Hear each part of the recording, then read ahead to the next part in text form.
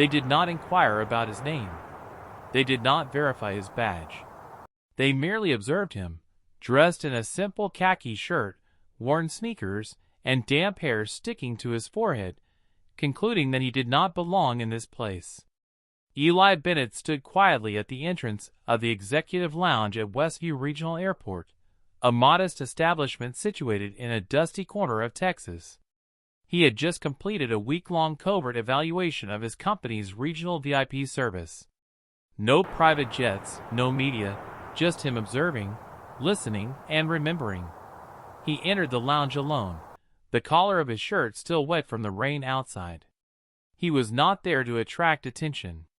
However, someone noticed him regardless. "You need to leave.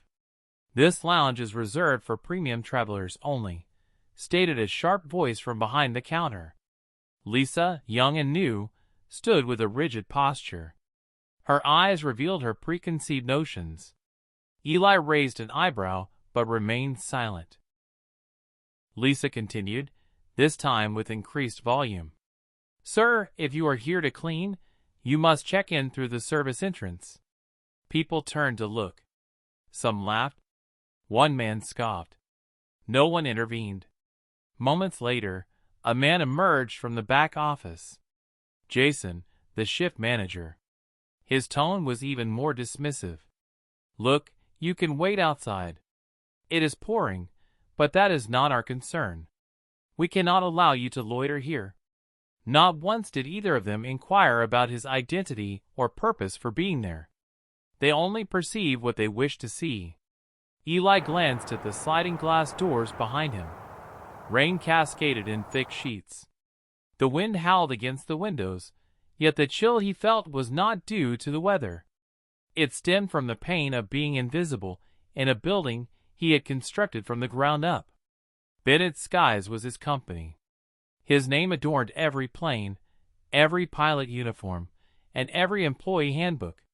Yet here he stood, diminished to nothing by a mere glance. He nodded, not in agreement, but out of a deeper sentiment, an old familiar ache he believed he had buried long ago. Then he turned and stepped outside. Raindrops hit his shoulders like tiny stings. He did not flinch. Instead, he took out his phone. No anger, no pride. Just a message. "Please provide me with a complete employee. List at TX23. I wish to see every name. We are facing a cultural issue." He did not require attention to validate himself. He never needed to raise his voice.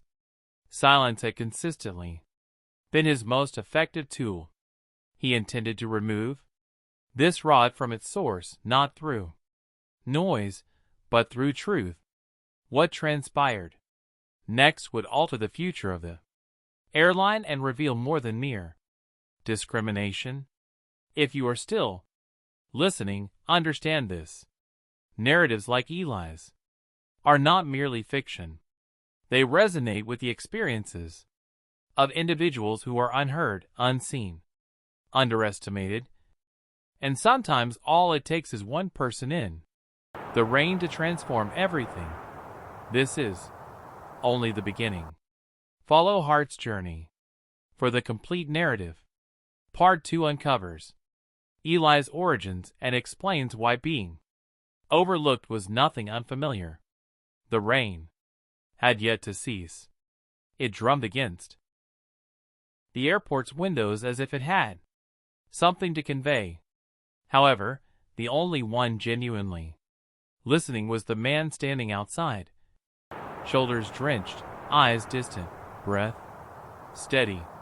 Eli Bennett had been in this situation before, just not in this precise location. Years ago, he stood alone in a much quieter room. The only sound then was the ticking of a clock and the soft shatter of a family disintegrating. He was 19, and all he did was speak the truth.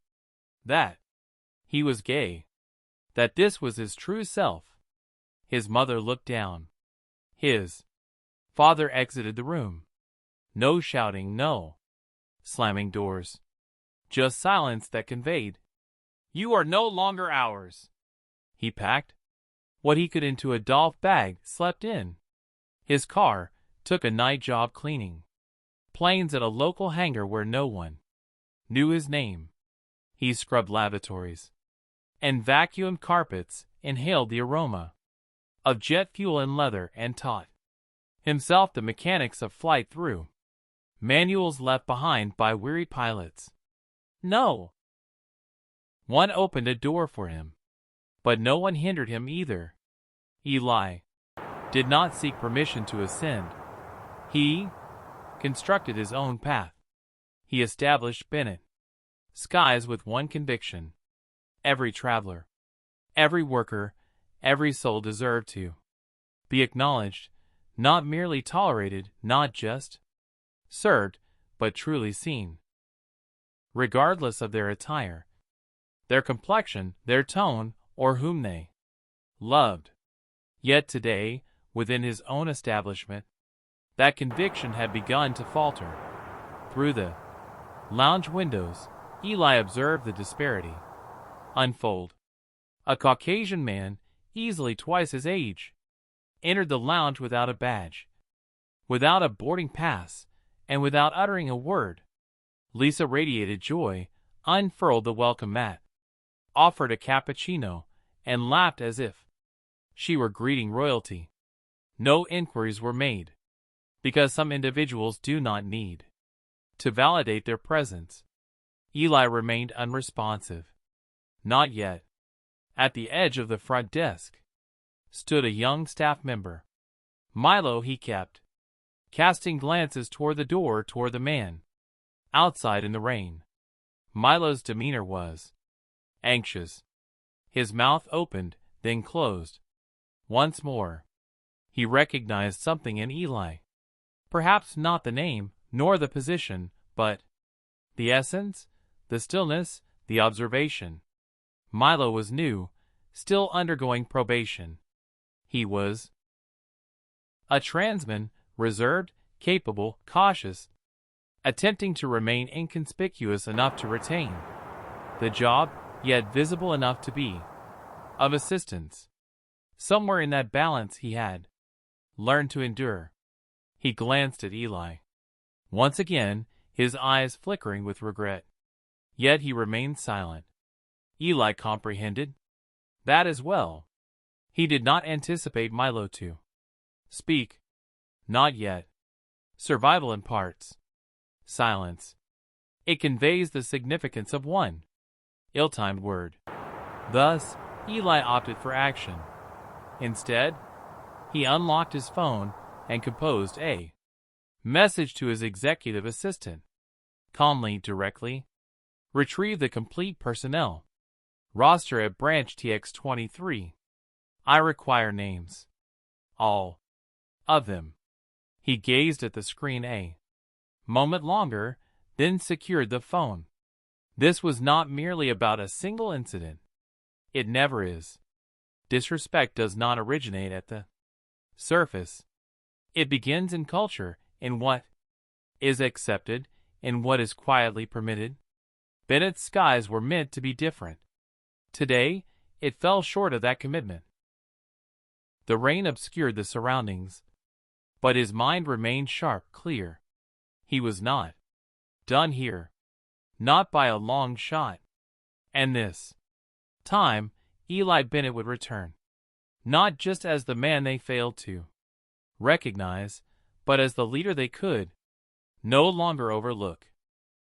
This is Eli Bennett, the CEO of Bennett Skies. I have once again been denied boarding on my own jet. No identification was requested. No names were verified. Only assumptions were made. The ensuing silence was complete. There was no wind, no footsteps, only the sound of one man reclaiming his voice. Inside the lounge, someone dropped a paper cup. Outside on the tarmac, 2 ground crew members froze mid-step. Their eyes widened. Emma's face turned pale. Jason attempted to speak, but the words were stuck. Reality had finally overpowered their assumptions. Then, someone moved. Milo stepped forward from the side of the terminal, his uniform slightly askew from rushing, his chest visibly rising and falling. He crossed the rain-slick pavement and stood beside Eli. There was no hesitation this time. No fear. "I apologize, sir," Milo said quietly. "I should have spoken up sooner." Eli nodded, not in gratitude, but in quiet acknowledgement. It was not merely about being stopped. It was about being erased by his own system, by individuals trained under his leadership, people who had forgotten the foundation upon which this airline was built. But now they would remember, and soon they would be held accountable. The plane had not yet departed, but something had already changed. Not in the engines, not in the weather, but in the atmosphere surrounding Eli Bennett. Inside the cabin of his private jet, a quiet tension settled like static before a storm. The seats once designated for high-ranking executives now hosted a very different kind of meeting. It was unscheduled, devoid of smiles or press releases. This was a reckoning. Eli stood at the front near the cabin door, no longer alone.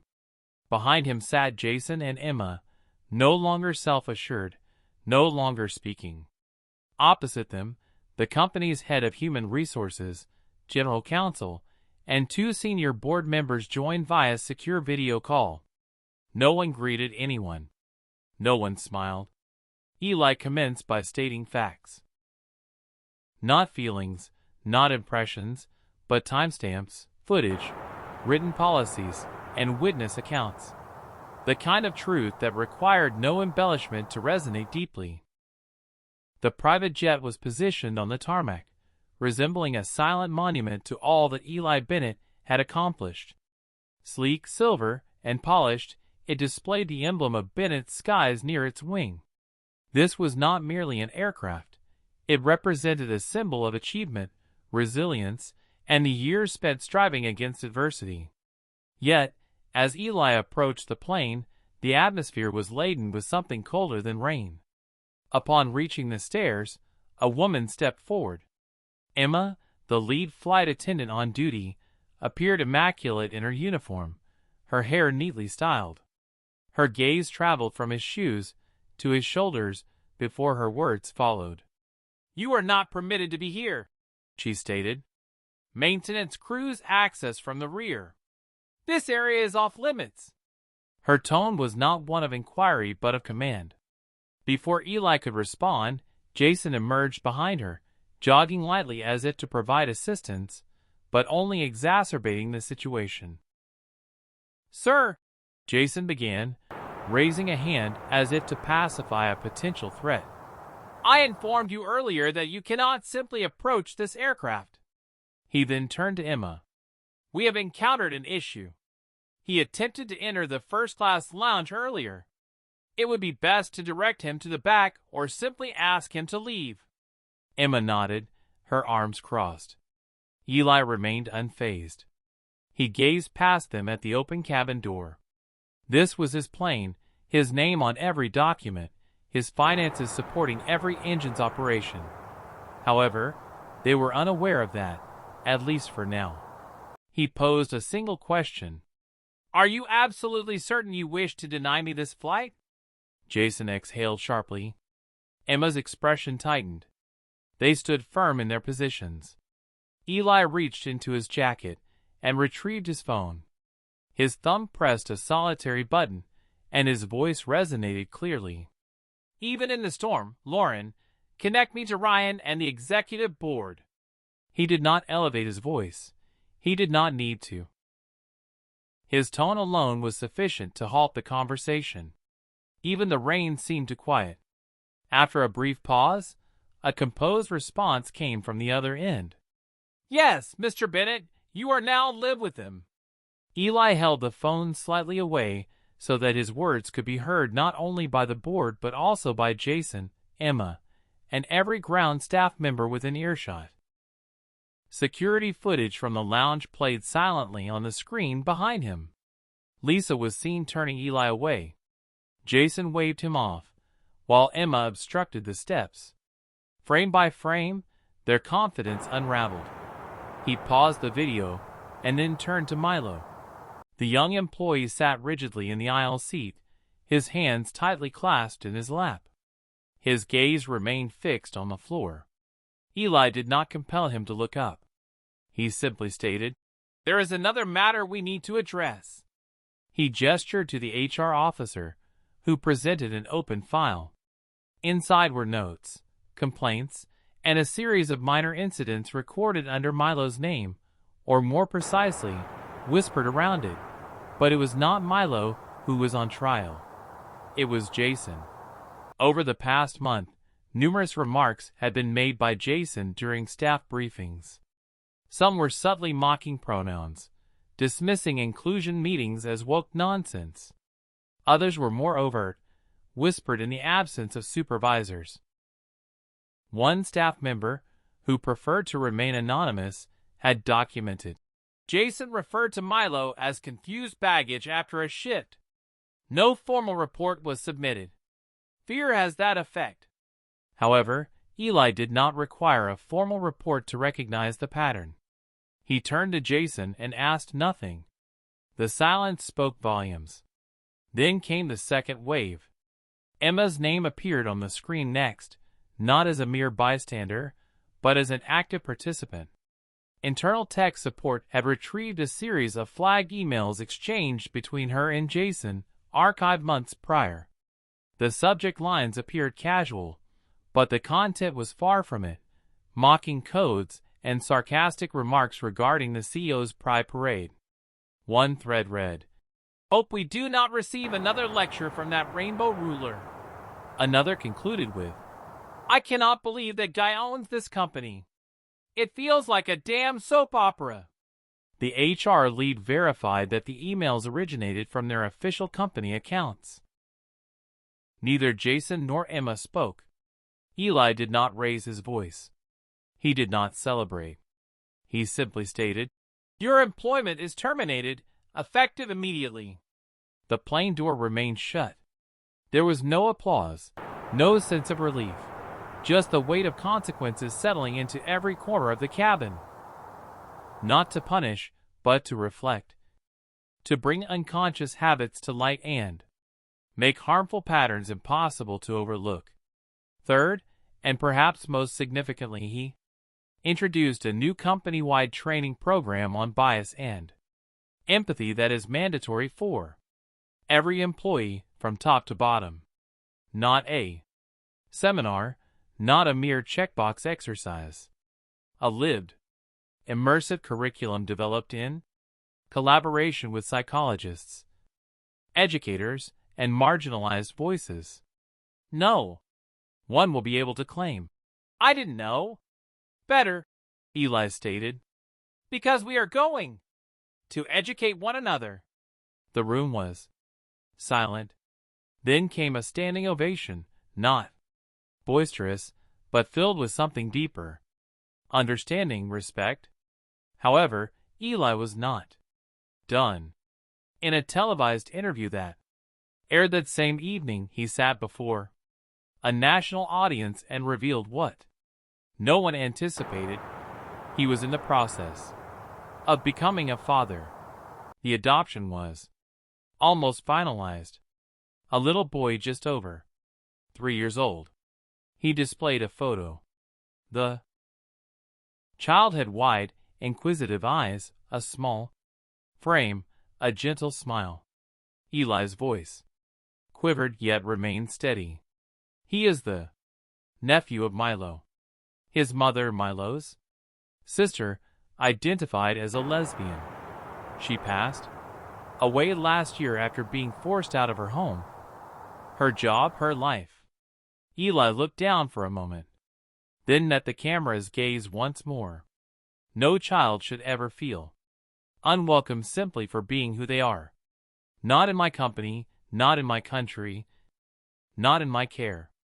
He paused. The silence was not void. It was sacred.